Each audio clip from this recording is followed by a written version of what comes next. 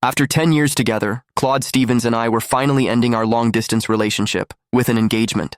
At the ceremony, his secretary swept her gaze over me from head to toe, a smile playing at the corners of her lips. "So you're the one from those overseas adult sites, aren't you? A different leading man in every video." She tilted her head, eyes glittering.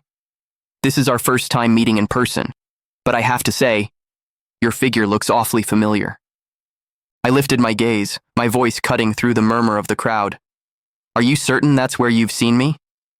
The secretary flinched as if I'd slapped her, shrinking behind Claude with wide, wounded eyes.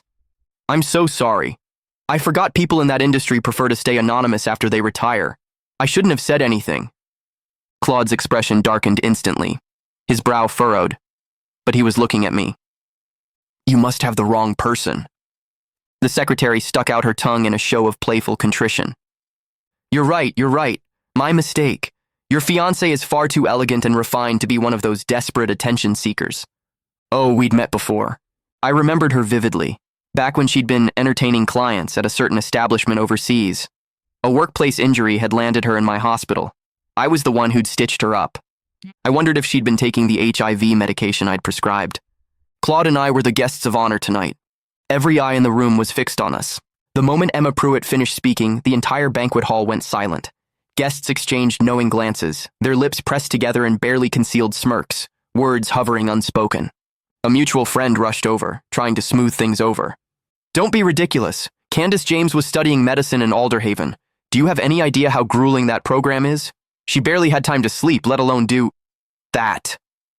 Emma's glossy lips, painted in that trendy, innocent yet seductive style, curved into a pout. "But isn't that exactly the type? All those stressed-out intellectuals blowing off steam with hookups?" She shrugged delicately. "Besides, Mr. Stevens is doing so well now, and Candace's family doesn't have money. Can you blame a girl for wanting to earn her dowry lying down?" I set my champagne flute on the table with a sharp crack, closing the distance between us. "If you're going to make accusations," I said, my voice low and razor-edged, "you'd better have proof. Otherwise, I will sue." Emma's hand flew to her mouth, her neck shrinking into her shoulders like a turtle retreating into its shell. "Girls support girls, right? Fine. I'll stop." Claude stepped between us, gripping my arm hard enough to bruise as he pulled me back. He positioned himself in front of Emma, shielding her.